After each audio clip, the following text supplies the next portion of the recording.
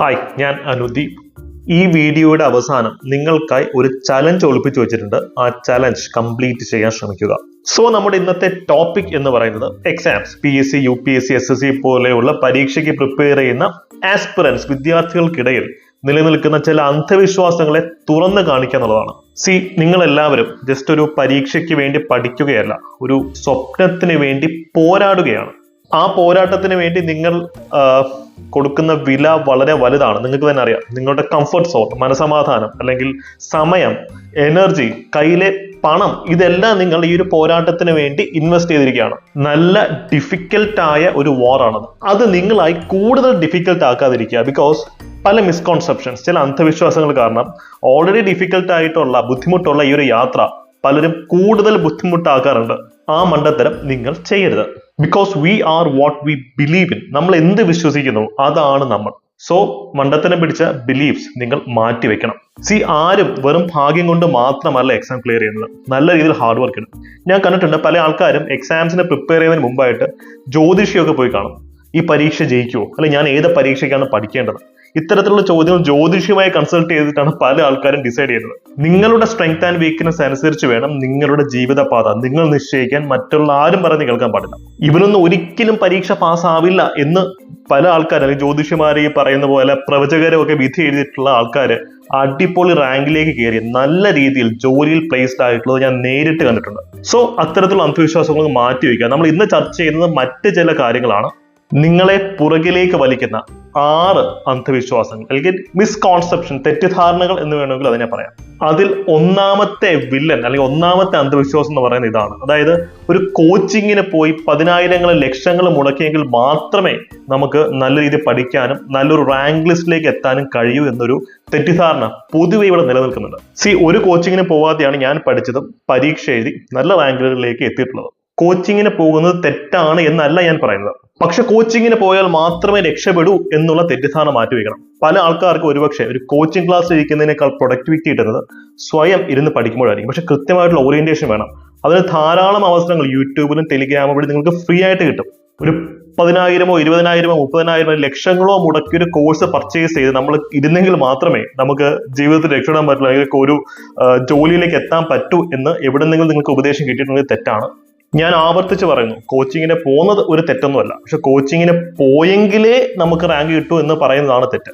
നിങ്ങൾ കോച്ചിങ്ങിന് പോകുന്നെങ്കിൽ തന്നെ ഫീസ് നോക്കി പോകാതിരിക്കാം. ഭയങ്കര ഫീസ് കൊടുത്തെങ്കിൽ ഭയങ്കര ക്വാളിറ്റി കിട്ടും എന്നുള്ളത് വലിയൊരു തെറ്റിദ്ധാരണയാണ്. എവിടെ പോവുകയാണെങ്കിലും കൃത്യമായി ഡെമോ ക്ലാസ്സുകൾ ചോദിച്ച് വാങ്ങിച്ച് കണ്ട് ഇഷ്ടപ്പെട്ടെങ്കിൽ മാത്രം ജോയിൻ ചെയ്യാം. ഫോർ എക്സാമ്പിൾ, ഞങ്ങളുടെ ബാച്ചുകളിലാണ് നിങ്ങൾ അഡ്മിഷൻ എടുക്കുന്നതെങ്കിൽ കമ്പനി ബോർഡ്, എക്സൈസ് ഇൻസ്പെക്ടർ മുതലായ ഡിഗ്രി ലെവൽ എക്സാംസിന് പുറമെ 10th, +2 ലെവൽ എക്സാംസിനും ഇപ്പം കമ്പനി ബോർഡ്, LGSനും ഒക്കെ ഞങ്ങൾ വളരെ അഫോർഡബിൾ ആയിട്ടുള്ള ഫീസ് സ്ട്രക്ചറിൽ ക്ലാസ് കൊടുക്കുന്നുണ്ട്. നിങ്ങൾ ഇങ്ങോട്ട് ആവശ്യപ്പെട്ടില്ലെങ്കിൽ പോലും ഞങ്ങൾ ഡെമോ ക്ലാസ്സുകൾ നിങ്ങൾക്ക് തരും. നിങ്ങൾക്ക് ഞങ്ങളുടെ ക്ലാസ്സുകൾ ഫോളോ ചെയ്യാൻ പറ്റും എന്ന് 100% ഉറപ്പുള്ളത് കൊണ്ടാണ് ഞങ്ങളത് ചെയ്യുന്നത്. ആ ഡെമോ ക്ലാസ് കണ്ട് ഇഷ്ടപ്പെട്ടതിന് ശേഷമാണ് കുട്ടികൾ ഇവിടെ അഡ്മിഷൻ എടുക്കുന്നത്. ഞങ്ങളും ക്ലാസ്സിൽ ഫോക്കസ് ചെയ്യുന്നത് സിലബസ് അരച്ചുകളിൽ പഠിപ്പിക്കുന്നതിനോടൊപ്പം ഒരു സെൽഫ് ലേണബിലിറ്റി.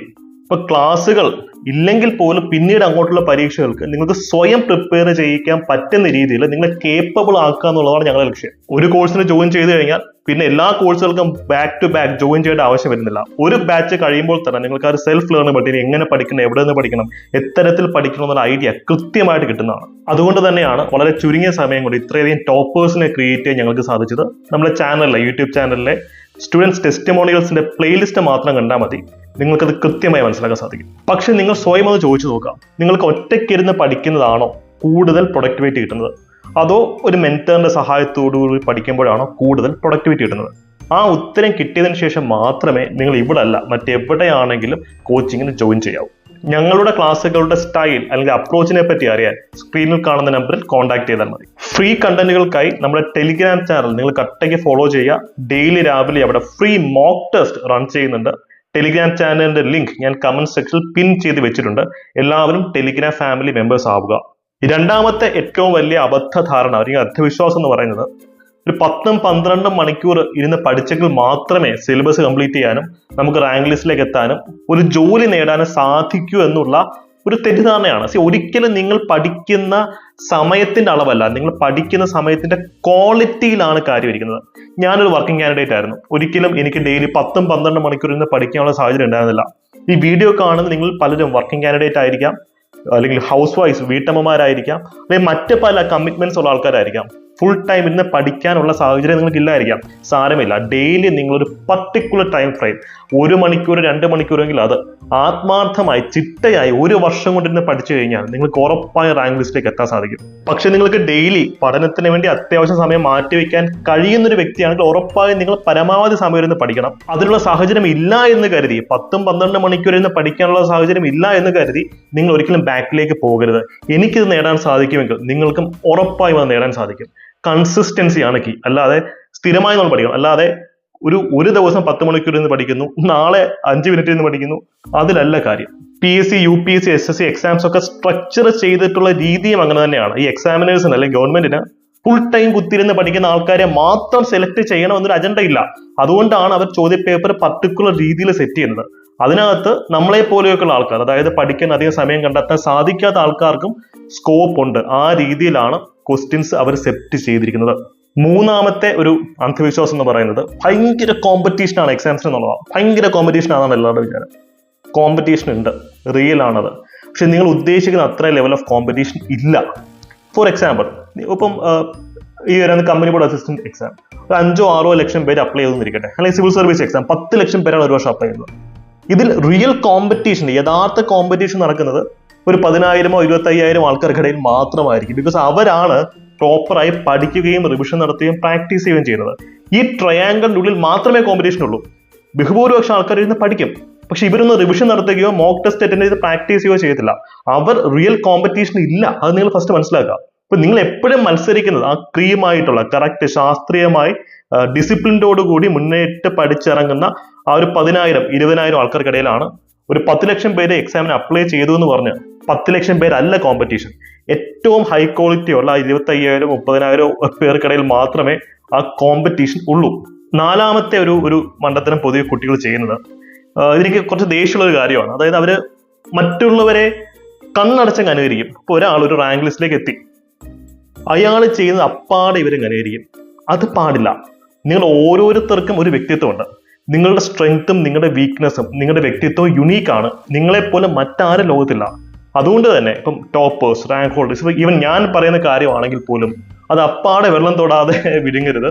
അത് നിങ്ങൾക്ക് ഉതകുന്ന രീതിയിൽ, നിങ്ങളുടെ സാഹചര്യത്തിന്, നിങ്ങളുടെ സ്ട്രെങ്ത് ആൻഡ് വീക്ക്നെസ്സിന് പറ്റുന്ന രീതിയിൽ നിങ്ങൾ അതിനകത്ത് ചില മാറ്റങ്ങൾ വരുത്തണം. നിങ്ങളത് അഡാപ്റ്റ് ചെയ്യണം. അല്ലാതെ ആരെയും കണ്ണടച്ച് പിന്തുടരാൻ നിൽക്കരുത്. അത് വലിയൊരു അബദ്ധമാണ് നിങ്ങൾ ചെയ്യുന്നത്. ഓരോ റാങ്ക് ഹോൾഡറിന്റെയും സ്ട്രാറ്റജി ഓരോന്നാണ്. ഒരൊറ്റ സ്ട്രാറ്റജി യൂസ് ചെയ്ത് റാങ്ക് ലിസ്റ്റിലേക്ക് എത്തിയിട്ടുള്ള ആരുമില്ല. അതുകൊണ്ട് തന്നെയാണ് ഞങ്ങളുടെ ബാച്ചിൽ ഞങ്ങൾ മെന്റർഷിപ്പ് കൊടുക്കുമ്പോൾ പറയും, ഇതാണ് പൊതുവേ ചെയ്യേണ്ട രീതി. പക്ഷേ നിങ്ങളുടെ സാഹചര്യം അനുസരിച്ചിട്ട് ഞാൻ ഡിസ്കസ് ചെയ്യും, കുട്ടികൾ ഡിസ്കസ് ചെയ്യും ഏതൊക്കെ രീതിയിലുള്ള മാറ്റമാണ് വരുത്തേണ്ടതെന്ന് പറഞ്ഞു കൊടുക്കും. കാര്യം ഓരോ വ്യക്തികളും, ഓരോ ഇൻഡിവിജ്വൽസും, ഓരോ സ്റ്റുഡൻസും സ്പെഷ്യലാണ്, ഒരു യുണീക്കാണ്. വൺ സൈസ് ഫിറ്റ് ഓൾ എന്ന് പറയുന്ന സമ്പ്രദായം ഇവിടെ നടക്കില്ല. സോ നിങ്ങൾ ഞങ്ങളുടെ ബാച്ചുകളിലേക്ക് വരികയാണെങ്കിലും ഞങ്ങളുടെ ക്ലാസ് ഒക്കെ കണ്ടതിന് ശേഷം കൃത്യമായിട്ട് മെന്റേഴ്സുമായി സംസാരിക്കണം. നിങ്ങളുടെ സ്ട്രെങ്ത് ഇതാണ്, നിങ്ങളുടെ വീക്ക്നെസ് ഇതാണ്. ഇതനുസരിച്ച് എങ്ങനെയാണ് നമ്മുടെ ക്ലാസ്സസ് അല്ലെങ്കിൽ നമ്മുടെ ടെക്നിക്സ് അല്ലെങ്കിൽ സ്റ്റഡി പ്ലാൻ നിങ്ങൾക്ക് വേണ്ടി എങ്ങനെ കസ്റ്റമൈസ് ചെയ്യാൻ പറ്റുമെന്നത് കൃത്യമായി ചോദിച്ച് മനസ്സിലാക്കിയിട്ട് തന്നെ മുന്നോട്ട് പോകണം. അഞ്ചാമത്തെ അന്ധവിശ്വാസം, അതായത് പെർഫെക്ഷനിസം. പഠിക്കില്ലെങ്കിൽ പെർഫെക്റ്റ് ആയിട്ട് പഠിക്കണം എന്നുള്ളൊരു ചിന്തയുണ്ട്. പെർഫെക്ഷൻ എന്ന് പറയുന്ന ഒരു ഹൈപ്പോത്തിസിസ്, അത് നമുക്ക് ഒരിക്കലും അറ്റൈൻ ചെയ്യാൻ പറ്റുന്നൊരു കാര്യമല്ല. ഇംപ്രൊവൈസേഷൻ ചെയ്യാൻ പറ്റും. ഇന്നലത്തെ നമ്മളെക്കാൾ നമ്മൾ ഇന്ന് കുറച്ച് ഇംപ്രൊവൈസ്ഡ് ആയിട്ടുണ്ടെങ്കിൽ അതാണ് യഥാർത്ഥ വിജയം. അല്ലാതെ 100% പെർഫെക്റ്റ് ആയിട്ട് പഠിക്കാം, അല്ലെങ്കിൽ ഒരു 100% പെർഫെക്റ്റ് ആയിട്ടുള്ള നോട്ട്സ് ക്ലാസ്സസ് ഒക്കെ കിട്ടിയിട്ട് ഞാൻ പഠിക്കാൻ തുടങ്ങുന്നുള്ളൂ. അതല്ല ചെയ്യേണ്ടത്. നിങ്ങൾ പഠിച്ചു തുടങ്ങുക. ആ എക്സ്പീരിയൻസിന്റെ ബേസിസിൽ നമുക്ക് ഓരോ ദിവസം കഴിയുമ്പോഴും ഇംപ്രൊവൈസേഷൻസ്, മൈക്രോസ്കോപ്പിക് ആയിട്ടുള്ള ഇംപ്രൊവൈസേഷൻസ് വരുത്തി അത് കോമ്പൗണ്ട് ചെയ്ത് മുന്നോട്ട് പോകാൻ സാധിക്കും. അല്ലാതെ perfect time, perfect study material, വളരെ പെർഫെക്റ്റ് ആയിട്ടുള്ള പഠന സാഹചര്യം ഇതൊക്കെ വന്നിട്ട് പഠിക്കാനാണ് നിങ്ങൾ ഇരിക്കുന്നതെങ്കിൽ പഠനം നടക്കത്തില്ല. അതിങ്ങനെ നീണ്ടു പൊക്കോണ്ടിരിക്കും. നിങ്ങൾ ഡേ 1 മുതൽ തന്നെ പഠിച്ചു തുടങ്ങുക. ആറാമത്തെ ഒരു കാര്യമാണ്, ഒരു അന്ധവിശ്വാസമാണ്, അല്ലെങ്കിൽ കുട്ടികളെ പറഞ്ഞ് തെറ്റിദ്ധരിപ്പിക്കുന്ന ഒരു കാര്യം എന്താണെന്ന് വെച്ച് കഴിഞ്ഞാൽ, നമ്മൾ കംപ്ലീറ്റ്ലി ഐസൊലേറ്റഡ് ആയിട്ടിരിക്കണം എന്ന് പറയാറുണ്ട്. അതായത് ഒരു എക്സാംസിന് വേണ്ടി പ്രിപ്പയർ ചെയ്യുമ്പോൾ ഒരു സന്യാസിയെ പോലെ, ഒരു മങ്കിനെ പോലെ നമ്മൾ കംപ്ലീറ്റ്ലി സൊസൈറ്റിയിൽ നിന്ന് ഉൾവലിഞ്ഞ് ഐസൊലേറ്റഡ് ആയിട്ടിരുന്ന് മുറി അടച്ചിരുന്ന് പഠിക്കണം എന്ന് ചില ആൾക്കാർ പറയാറുണ്ട്.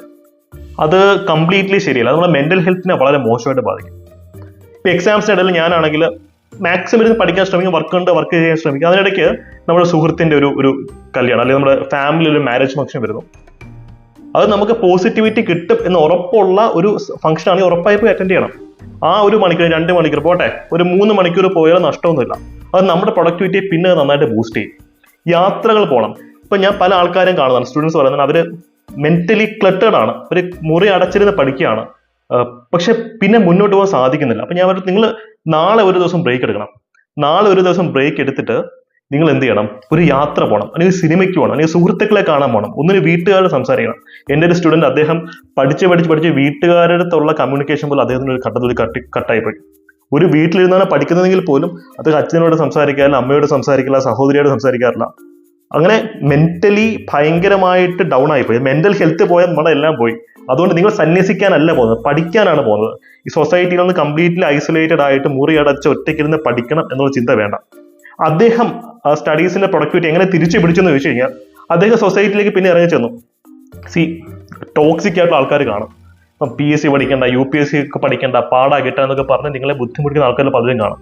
അവരെ നിങ്ങൾ മൈൻഡ് ചെയ്യേണ്ട. പക്ഷേ നിങ്ങൾക്ക് പോസിറ്റീവ് ആയിട്ടുള്ള എനർജി കിട്ടും എന്ന് തോന്നുന്ന സൊസൈറ്റിയിലെ കുറേ സ്ഥലങ്ങളുണ്ട്. അതുമായി നിങ്ങൾ ബന്ധപ്പെട്ട് നിൽക്കണം. പല ആൾക്കാർക്ക് അമ്പലങ്ങളിലും പള്ളിയിലും പോകുന്നത് ഭയങ്കര പ്രൊഡക്ടിവിറ്റിയാണ്. അപ്പൊ അതുപോലെ അല്ലെങ്കിൽ നിങ്ങൾക്ക് യാത്ര പോവാം, അല്ലെങ്കിൽ ഒന്ന് നടക്കാൻ പോകും, ഡെയിലി വർക്കൗട്ടിന് പോകാം. അങ്ങനെ എന്തെങ്കിലുമൊക്കെ ഒരു ആക്ടിവിറ്റി ചെയ്ത് വെക്കണം. അല്ലാതെ കംപ്ലീറ്റ്ലി ഒറ്റപ്പെട്ട് ഒരു എന്താ പറയാ, ഒരു കുറ്റവാളിയെ പോലെ മുറിക്കകത്ത് മാത്രം ഇരുന്ന് പഠിക്കരുത് എന്നാണ് എനിക്ക് പറയാനുള്ള മറ്റൊരു പ്രധാനപ്പെട്ട ഒരു കാര്യം. ഏറ്റവും പ്രധാനപ്പെട്ട 6 കാര്യങ്ങൾ മാത്രമാണ് ഞാനിവിടെ പറഞ്ഞത്. ഇത് മാത്രമല്ല, ധാരാളം കാര്യങ്ങൾ ഇനിയുണ്ട്. ഇനിയാണ് നിങ്ങൾക്കുള്ള ചലഞ്ച്. ഞാൻ നേരത്തെ പറഞ്ഞ 6 കാര്യങ്ങളിൽ നിങ്ങൾ പിന്തുടരുന്ന അന്ധവിശ്വാസം അല്ലെങ്കിൽ അന്ധവിശ്വാസങ്ങൾ ഏതൊക്കെയാണ്? കമന്റ് സെക്ഷനിൽ പറയാം.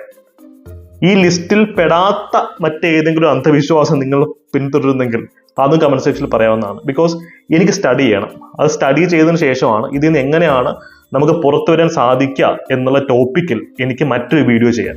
സോ ഒരു ലേണിംഗ് കമ്മ്യൂണിറ്റിയാണ്. നിങ്ങളുടെ ഇൻപുട്ടുകളും നിങ്ങളുടെ അഭിപ്രായങ്ങളും അല്ലെങ്കിൽ നിങ്ങളുടെ ഒരു എന്താ പറയുക പൾസ് അറിഞ്ഞതിന് ശേഷം മാത്രമേ ഞങ്ങൾക്ക് അടുത്ത കണ്ടന്റുകൾ ചെയ്യാൻ പറ്റുള്ളൂ.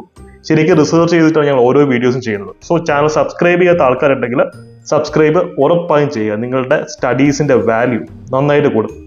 ടെലിഗ്രാം ചാനൽ മെമ്പേഴ്സ് അവൻ ആരും മറക്കണ്ട. കമന്റ് സെക്ഷനിൽ ഞാൻ നമ്മുടെ ടെലിഗ്രാം ചാനൽ ലിങ്ക് പിൻ ചെയ്ത് വെച്ചിട്ടുണ്ട്. ശാരീരികവും മാനസികവുമായിട്ടുള്ള ഫിറ്റ്നസ്, ആരോഗ്യം കീപ്പ് ചെയ്ത് തന്നെ പഠനം മുന്നോട്ട് കൊണ്ടുപോവുക. Push the competition.